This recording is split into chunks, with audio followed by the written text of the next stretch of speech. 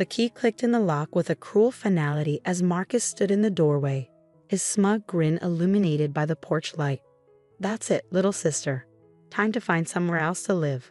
My name is Emma Chin, and at 28 years old, I was being locked out of my childhood home by my own brother just days after our father's funeral. The same house where Dad had raised us after Mom died, where every wall held memories I couldn't bear to leave behind. But Marcus didn't care about memories. He only cared about what he could take. "You can't do this," I said, my voice steady despite the anger burning in my chest. "Dad wanted this house split between us. You know that." Marcus laughed, the sound sharp and dismissive. "Really? Because that's not what his will says. Everything's in my name now. The house, the business, all of it. Dad knew you weren't cut out for any of this." I clutched my backpack tighter, the few belongings I'd managed to grab before he changed the locks weighing heavily on my shoulder. "That will is forged and you know it. Dad would never." "Dad would never what?" Marcus cut in, his voice dripping with mock concern. "Leave everything to his successful son instead of his failure of a daughter. Face it, Emma, you're nothing but a disappointment. Always have been." The words stung, but not as much as they used to. I'd spent years listening to Marcus tear me down, watching him manipulate our father with practiced ease. Dad had been sick for months before he passed, barely lucid in his final weeks. It was the perfect opportunity for Marcus to swoop in and change everything in his favor. What my brother didn't know was that I'd been preparing for this moment.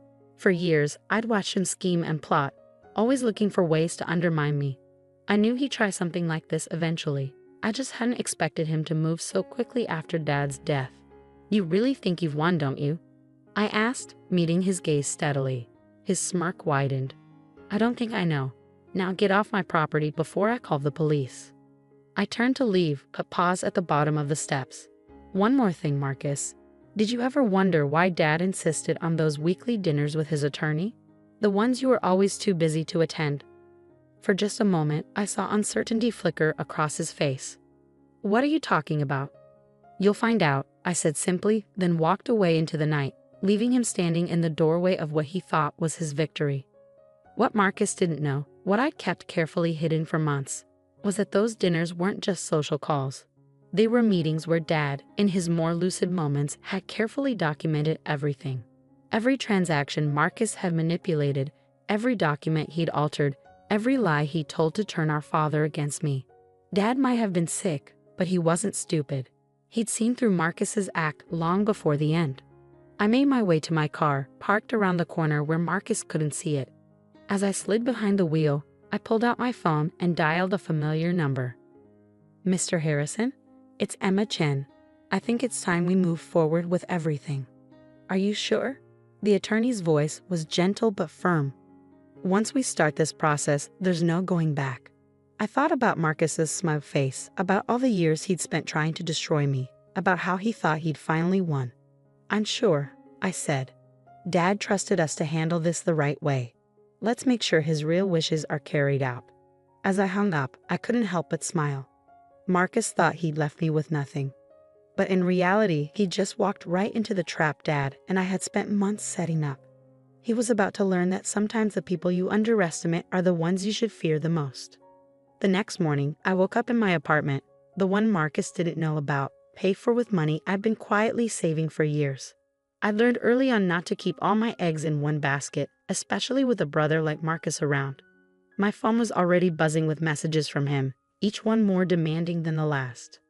"What did you mean about Dad's dinners? Stop ignoring me and answer your phone. Whatever you think you know, you're wrong." I deleted them all without responding. Let him stew in his uncertainty for a while. He'd spent years making me feel small and worthless. Now it was his turn to wonder what was coming. I made my way to Mr. Harrison's office, where a small team was already gathered. They'd been working behind the scenes for months, gathering evidence, tracking paper trails, building an ironclad case against everything Marcus had done. "Good morning, Emma," Mr. Harrison said, gesturing for me to take a seat. "Are you ready for this?" I nodded, pulling out a thick folder from my bag. Copies of all the documentation Dad and I had collected. "More than ready. What's our first step?" "Well," he said, spreading several documents across his desk, "your father was very thorough in his planning. He knew Marcus would try something like this after he passed, which is why he took such careful precautions. He pointed to a particular document, a true copy of Dad's will, properly notarized and dated just 2 months before his death. This is your father's actual will. The one Marcus filed is a forgery, and we can prove it. I leaned forward, scanning the contents. Everything was there, just as Dad had planned. The house and business were to be split equally between Marcus and me, with specific provisions to prevent either of us from forcing the other out. But that's just the beginning, Mr. Harrison continued, pulling out more papers. We also have evidence of financial fraud. Marcus has been embezzling from the family business for years. Your father suspected it, which is why he started keeping such detailed records. The evidence was damning: fake invoices, doctored books, money transferred to offshore accounts. Marcus had thought he was being clever, but Dad had seen through it all. He'd just been waiting for the right moment to act. So what happens now? I asked, though I already knew the answer. Mr. Harrison smiled grimly. Now we file everything with the court. The forged will, the fraud evidence, all of it. Marcus won't just lose his claim to everything. He'll likely face criminal charges. I sat back in my chair, letting it all sink in. This wasn't just about getting what was rightfully mine anymore. This was about justice, for me, for Dad, for everyone Marcus had ever tried to hurt or control. He's going to fight back, I said quietly. Of course he will, Mr. Harrison agreed. But we have something he doesn't: the truth, and all the evidence to prove it. As if on cue, my phone buzzed again. Another message from Marcus. This one was different though, more desperate. Emma, please. We need to talk. Whatever you think you know, whatever Dad told you, we can work this out. Don't do anything rash. I showed the message to Mr. Harrison, who raised an eyebrow. He's starting to realize he's in trouble. Are you ready for what comes next? This could get ugly. I thought about all the times Marcus had belittled me, all the ways he tried to convince Dad I was worthless, all the years of manipulation and cruelty. I'm ready, I said firmly. Let's show my brother exactly what his worthless little sister is capable of. The next few days were a whirlwind of legal activity. Mr. Harrison's team filed motions contesting the forged will, submitted evidence of Marcus's fraud to the district attorney's office, and began the process of freezing assets to prevent my brother from hiding or moving any more money. Marcus, predictably, didn't take it well. His messages became increasingly frantic, alternating between threats and desperate attempts at reconciliation. You have no idea what you're doing. Please, Emma, let's talk about this. You'll regret this, I promise you that. We're family. Doesn't that mean anything to you? I saved every message but didn't respond. Family had meant something to me once, but Marcus had destroyed that long ago. Now all that mattered was making things right. The first real confrontation came 3 days after I'd left the house. I was leaving Mr. Harrison's office when I saw Marcus waiting by my car, his normally perfectly pressed suit wrinkled, his face twisted with anger. So this is your game, he spat as I approached. You're trying to destroy everything I've built? I almost laughed at that. Everything you've built? You mean everything you've stolen? Everything you've lied about and manipulated to get your way? I did what I had to do, he shouted, taking a step toward me. Dad was weak, sentimental. He would have run the business into the ground trying to be fair to everyone. I made it stronger. By stealing, by forging documents and embezzling money, I kept my voice level, even as I noticed people starting to stare. That's not strength, Marcus. That's cowardice.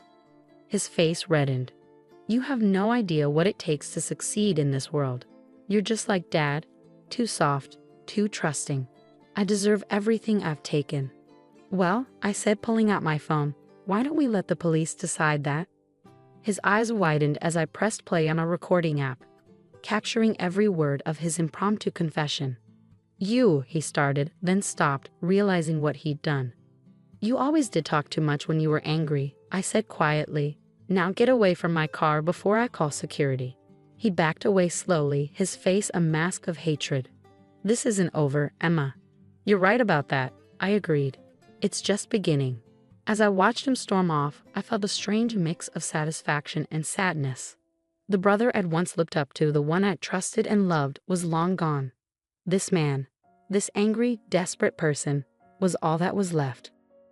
But I couldn't dwell on that now. There was still work to be done, and Marcus wasn't going to go down without a fight. I just had to make sure I was ready for whatever came next. The morning of the court hearing arrived crisp and clear, a stark contrast to the storm brewing inside the courthouse. I stood in the marble hallway, adjusting my blazer and trying to calm my racing heart. Mr. Harrison was beside me, reviewing last-minute details when I saw Marcus striding toward us, flanked by two expensive-looking attorneys. He'd lost weight since our confrontation in the parking lot. His designer suit hung looser on his frame, and dark circles shadowed his eyes. The past month had clearly taken its toll, but his arrogance remained intact. "Last chance, Emma," he said, stopping a few feet away. "Drop this ridiculous case now, and maybe we can still salvage something." I met his gaze steadily. "Salvage what, Marcus? Your reputation? Your freedom? Because both of those are about to disappear." His lawyers exchanged worried glances. They knew what was coming. The evidence was overwhelming, and Marcus' recorded confession had been the final nail in his coffin. "You think you've won," he sneered, though I could hear the tremor in his voice. "You're nothing but a what?" I cut him off. "A disappointment, a failure. You've called me every name in the book, Marcus. None of it matters anymore." Before he could respond, the courtroom doors opened. It was time. The next few hours were a blur of testimony and evidence. Mr. Harrison presented everything methodically: the forged will, the financial records, the documentation of years of fraud. With each new piece of evidence, I watched Marcus sink lower in his chair, his face growing paler. When they played the recording from the parking lot, he actually flinched. His own words echoed through the courtroom. "I deserve everything I've taken." His lawyers tried to object, to argue that the recording was obtained without consent. But it didn't matter. There was too much other evidence, too many papers with forged signatures, too many doctored financial records. The judge's ruling was decisive. "The will submitted by Marcus Chen is hereby declared fraudulent," she announced, her voice firm. "The authentic will, as presented by Emma Chen and verified by multiple witnesses, shall be enforced. Furthermore, given the evidence of extensive financial fraud, this court is referring the matter to the District Attorney's Office for criminal prosecution." I heard Marcus make a choked sound beside me, but I didn't look at him. I couldn't. This wasn't about watching him suffer. It was about justice. As we left the courtroom, I heard him calling after me.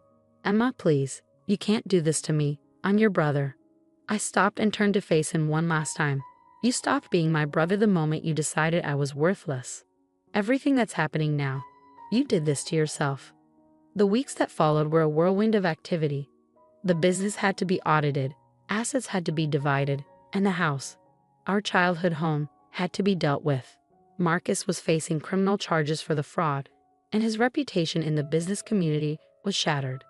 I received countless calls from old family friends and business associates, all expressing shock at Marcus's actions. Many admitted they'd had suspicions over the years but had been too afraid to speak up. His charm and manipulation had fooled a lot of people. One evening, as I sat in Dad's old office going through papers, I found a letter he'd written to me shortly before his death. The paper was worn, as if he'd handled it many times before sealing it. "My dearest Emma," it began, "if you're reading this, then everything has played out as we feared it would. I'm sorry I won't be there to help you through it, but I know you're strong enough to handle whatever comes your way. You always have been." Tears blurred my vision as I continued reading. I wanted to believe the best of your brother, but I couldn't ignore what was happening. The man he's become, that's not the son I raised. But you, Emma, you've grown into exactly the person I hoped you'd be. Strong, principled, and brave enough to stand up for what's right. The evidence we've gathered together will help you fight back, but remember, this isn't about revenge. It's about justice, about making things right. Never let bitterness make you cruel. That's what happened to Marcus, and look where it led him. I set the letter down, wiping my eyes.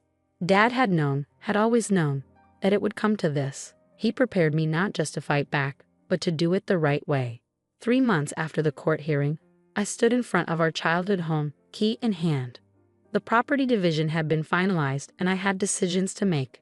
I could sell it, start fresh somewhere else. But something held me back. This house held more than just memories of Marcus's betrayal. It held summer afternoons helping Dad in the garden, winter evenings by the fireplace with Mom before she passed, Countless small moments that had shaped who I was. As I walked through the empty rooms, I made my decision. I wouldn't sell. Instead, I would rebuild, not just the house, but everything else Marcus had tried to destroy. The family business needed restructuring, needed someone who could lead with integrity instead of greed. I could be that person. Dad had seen that potential in me even when I hadn't seen it in myself. A week later, I received word that Marcus had taken a plea deal. He would serve time for the fraud, though not as much as he probably deserved. Part of me felt relief, not for him, but for myself. I could finally close this chapter and move forward. That evening, sitting in Dad's old office, my office now, I found myself thinking about everything that had led to this moment. Marcus had thought he could break me, had spent years trying to make me believe I was worthless. Instead, he'd only made me stronger. The phone on my desk rang, another business matter needing attention.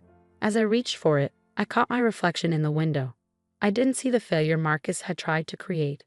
I saw what Dad had always seen, someone capable, strong, and ready to lead. Chin Industries, Emma speaking, I answered, my voice clear and confident. How can I help you? The rebuilding would take time, but I was ready. Marcus had tried to write my story for me, but in the end, I'd written it myself, and this was just the beginning. 6 months later, I sat in the garden behind the house, enjoying a rare moment of quiet. The business was thriving under new leadership, with transparent practices and ethical standards that would have made Dad proud. The house had been renovated, brightened, turned back into the warm home it was always meant to be. A letter arrived that morning from Marcus, his first communication since starting his sentence. I held it for a long time before opening it, not sure what to expect. Emma, it read, I don't expect forgiveness. I don't even know if I deserve to write this letter. But being here, having nothing but time to think, I've realized something. You were never the failure. I was. Everything I did, every lie I told, every scheme I created, it was all because I couldn't stand seeing how capable you really were. Dad saw it. He always saw it. And that drove me crazy. I wanted to be the successful one, the worthy one. So I tried to tear you down. I was wrong, and I'm sorry. I folded the letter carefully and slipped it back into its envelope. The words touched something deep inside me, but they didn't change anything. Marcus had made his choices, and now he had to live with them. My phone buzzed, a reminder about tomorrow's board meeting. I had a presentation to finish, proposals to review, a company to run. Standing up, I took one last look at the garden Dad had loved so much. The flowers were blooming again, new life pushing through old soil. Sometimes the best revenge isn't about getting even. Sometimes it's about proving them wrong by becoming exactly who you were always meant to be.